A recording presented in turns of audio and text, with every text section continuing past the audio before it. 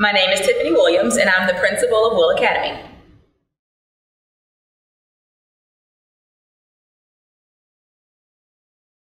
So my history with the school is that I've been with Will for, 7 years now. I started off as a 6th grade math teacher, then a 7th grade math teacher, and I moved into the VP role, and I was the vice principal for 3 years, and now I am the principal, and this is my first year as a school leader.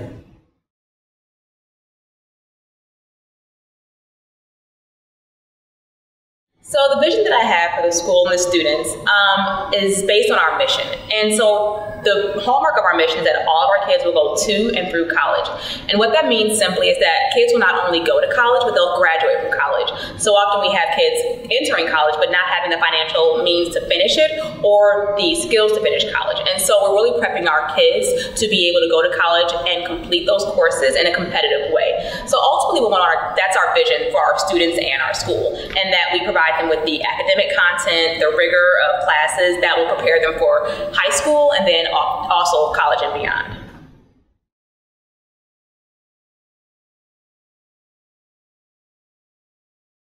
So last year, 78% of our students were proficient in math and 63% of our students were proficient in reading. What led to those gains, I think, are a couple of things. The targeted instruction that we have, we do a lot of level instruction for students so that they're getting math and reading on their level, which allows them to access the material. And then also the longer hours, we spend more time dedicated to academics. And so because of that, kids are making more progress. And so we were able to meet those goals in a very successful way. Obviously, we want our reading and math scores to continue going up each year. So we always adjust our schedule and the content or the material that we're using to meet the needs of our kids wherever they are.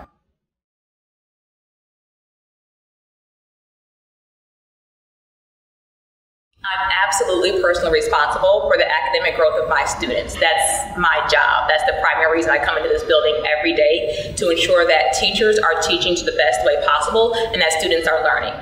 If I'm not providing students with the right curriculum or materials, or not coaching teachers in a way that's going to allow students to access the material, then I'm not doing my job. It's my job to make sure our kids are learning, going to great high schools, and going to college and graduating. So I take it very personal that my students make academic growth, because if they don't, I haven't done my job. I'm not just a disciplinarian. Our primary focus is on instruction. A lot of the sessions that we do with staff or PD, it's always centered around how we can best serve our students' needs academically.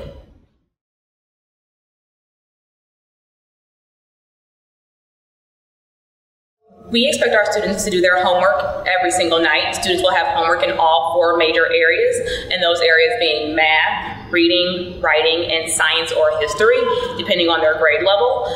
We expect our students to complete all of our classwork in class. Classes range from about 75 minutes to 90 minutes each day, and so we expect our students to be engaged, meaning they're answering questions. We expect them to ask questions if they're confused. We really want to imbue them with a sense of self-advocacy so that they can make decisions for themselves academically and know where they need help. And so we expect our students to advocate for themselves when they need additional help, because it's a life skill that they need when they go on to high schools, when they go on to college. And we also expect our students to enjoy learning. We want them to become curious, we want them to become critical thinkers, and we want them to really just dive into the work they're doing in class so that they're accessing the material and that they're getting as much out of class as they possibly can. And knowing that it's not just the teacher's responsibility, but there's some onus on them in terms of making sure that they know what's going on in the classroom.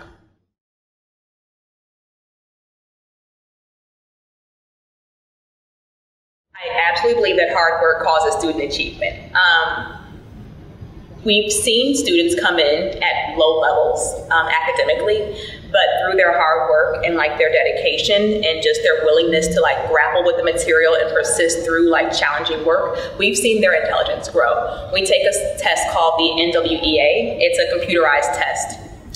And students can come in at pretty low percentiles.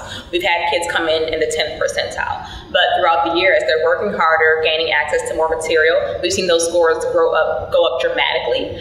And so it really, to me, is just about, if you're willing to put in the work, you can grow your mind. Your IQ is not set in stone, and it's malleable, and it can grow throughout the time if you're working hard and putting in all the effort to make it happen.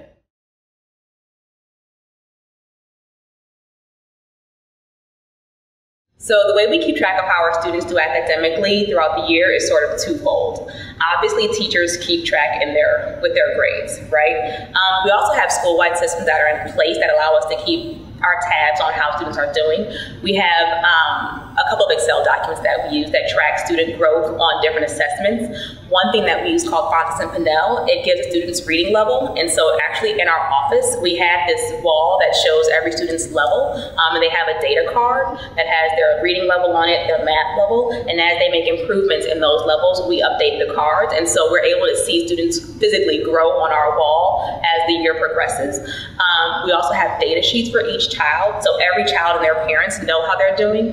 They go home periodically throughout the year. So that parents also know how students are performing on school-wide assessments like benchmarks, some grade level assessments and in-class assessments. And so there's a couple of the ways that we keep track of how they're doing. We have a really great data team that provides us with reports for every assessment and gives like details on how students do on different standards.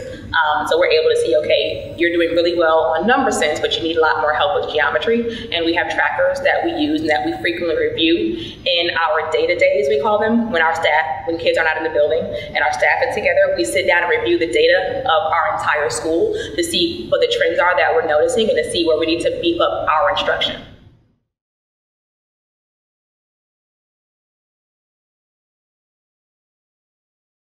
Our behavioral expectations for our students do range as you progress throughout the different grades, but overall as a school, we expect our students to follow the directions. So we have pretty set and clear expectations of our students. If you're in class, you're raising your hand to answer a question unless you're having a discussion. We expect them to treat each other kindly. We expect them to be nice to their teachers. We expect them to help each other out. Part of our mission, we have our own school mission that we actually wrote about 3 years ago, and it highlights all of our expectations for our students' behavior. We want them to be a team. We want them to have integrity. We want them to be resilient if they make a mistake. We want them to be caring and kind, and we want them to work hard and show grit. And so all of those sort of character traits that are espoused in our mission are really what we want our students to live up to on a daily basis. We talk about those with them in our morning meetings. When we meet with them as a grade, we talk about them in classes. If students are sent to the office for a behavioral referral, the conversation is sort of started with, okay, so how could you have shown this value instead of this other behavior that was displayed? We really want our students to just grow up and be great people and just great human beings, because ultimately that's who they're going to become. They're not going to be our students forever. And so we teach them about how we want them to interact in society. And we give them a lot of opportunities to practice that in school through teamwork activities, field trips, whatever the case may be, so they can practice how to just be as people.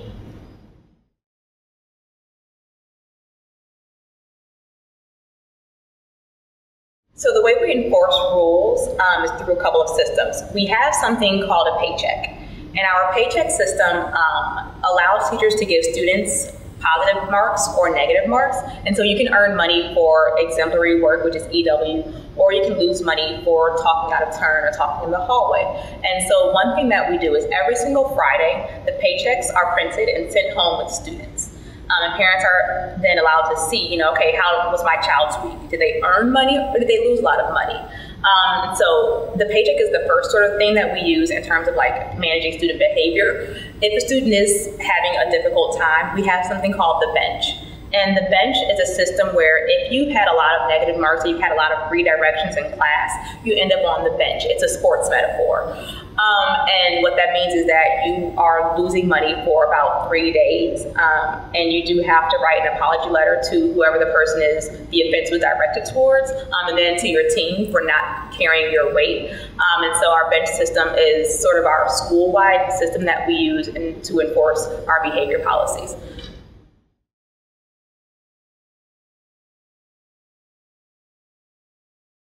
So the way we reward with behavior is also through our paycheck system.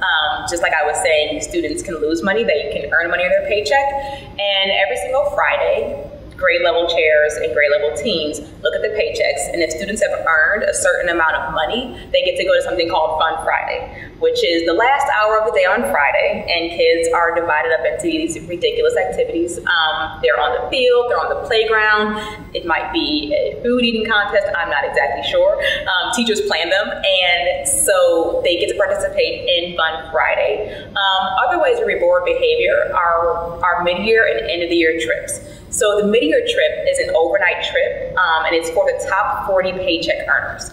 So it doesn't allow all the kids to go, but if you're really working hard, really earning positive marks in your paycheck, and you're in the top 40, you go on an overnight trip with your teachers to some place that you may have never been before, and that happens at the end of year also. What's great about that is that after the mid-year trip, we reset the paychecks so that students who may not have earned money the first half of the year can try it again and try to make it on the end of the year trip. We also have positive phone calls. So a lot of times schools send kids to the office for negative reasons.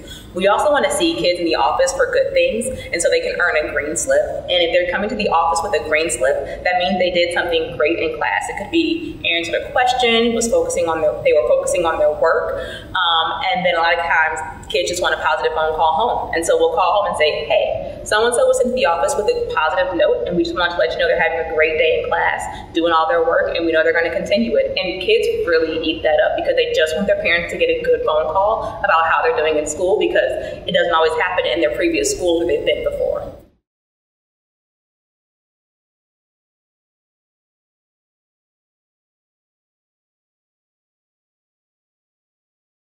I do believe I am personally responsible for the professional development of our teachers. We have a couple things set in place already. Before school starts in the fall, and then before school starts in the summer, because we have summer schools, we have a week of PD where teachers are with us being trained on certain initiatives that we're going to start in our building. We do our best to make sure that teachers are getting what they need so that they can be in the classroom and providing the best instruction. This also looks like a little bit different on a weekly basis. We meet with all of our teachers once a week. Myself and my other two vice principals, we each have teachers who we meet with to talk about their lesson plans, to talk about the instruction that we saw or any observations, and to provide them coaching and feedback. So not only do we have chunks of time set aside when kids are not here, but we make this professional development continuous throughout the year in our weekly meetings and our weekly check-ins. We also have days throughout the year where students may not be in school that we have professional development. It could be spent in our campus just looking at our content and figuring out what else we need to implement, or we might spend it going to another school and observing best practices that we want to steal and take back to our campus, because the best teachers can steal from the best of them and figure out how to use it in their own room. We do a lot of other things for professional development as well. One thing we did this year that was really unique is that we had Teachers College from New York come down and do a training for all of our teachers. And the previous year, they were actually just in Will Academy, working with our teachers specifically because we wanted to beef up our reading instruction and make it even better than it was before. And so we have people come in who are more trained in certain areas than we are to provide this kind of expertise and information for our teachers. And so we put a lot of time and investment in our professional development of our teachers. KIIP also has a national week where their entire network comes together, and we provide professional development through that way. We send teachers to content areas, professional development based on their content. KIIP offers like a science retreat or a math retreat, and we'll send teachers there as well.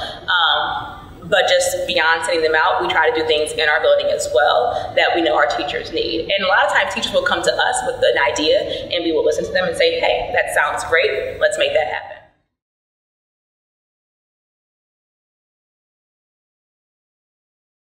If we have a teacher vacancy that comes up during the year, we actually have a really great HR department, and teachers apply to KIIP DC on our website. And so our director of recruitment will reach out to me and say, hey, I know you have a vacancy, here's a teacher, you may want to interview this teacher. And so typically I'll give the teacher a call and bring them in for an interview. And the way their interview works is that teachers actually come in and do a sample lesson for us, because we don't just want to hire anybody without seeing what they can actually do. And so they'll do a sample lesson, and I'll observe them on their sample lesson, and I'll actually give them feedback after the sample lesson and see how they take feedback. And then of course, I sit down and ask them a series of questions in an interview. And what's nice is that I never really interview alone. I like to have my 2 vice principals with me as well, just to have more eyes on somebody to see, like, what we're all noticing, to see if they're going to really be a good fit for our building and for our students.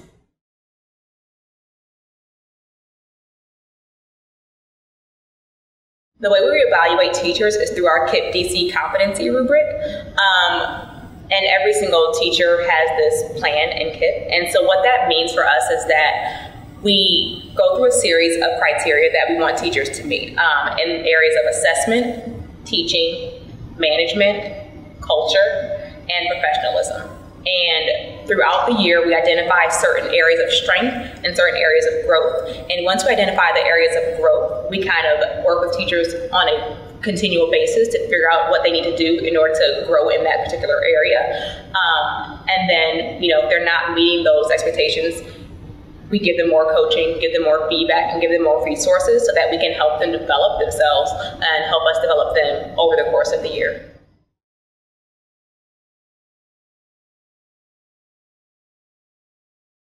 The way we engage parents and their child's education in the school is communication. We are in constant communication with our parents, whether it's a phone call, whether it's a note home. They get progress reports every single week. So every single teacher prints out the child's grades for the week, and not just like the final grade, but the progress report shows the assignments. And so parents are able to see how their kids are doing every single week in every single grade. And so parents know that if they're not sure how the student earned a grade, they can call the teachers. All of our parents have our teachers' cell phone numbers. We give teachers cell phones, and they answer their cell phones up till 9 o'clock at night. So parents can call if they have a question. Kids can call for help with homework if they have a question as well. We also sponsor a lot of events that parents like to come to. Of course, we have back to school night, but a lot of times grades will just sponsor events to keep parents invested. For example, our 4th graders just had a parent breakfast, just because. There was no criteria. We just wanted to have the parents up so that they could see the school and see this work that students are doing just on a daily basis. So we try to sponsor a lot of events just because we want our families to feel like they're a part of our school, and so that they know we want them here and we want their involvement.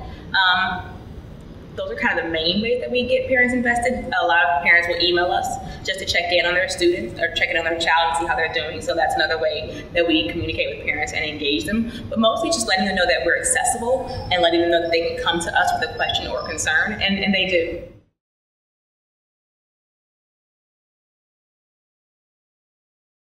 I'm available for parents pretty much every day. I'm always at dismissal and I'm always at arrival, so I'll have a lot of parents come up to me during those times just to touch base with me. All the parents have my phone number. They all have my email address.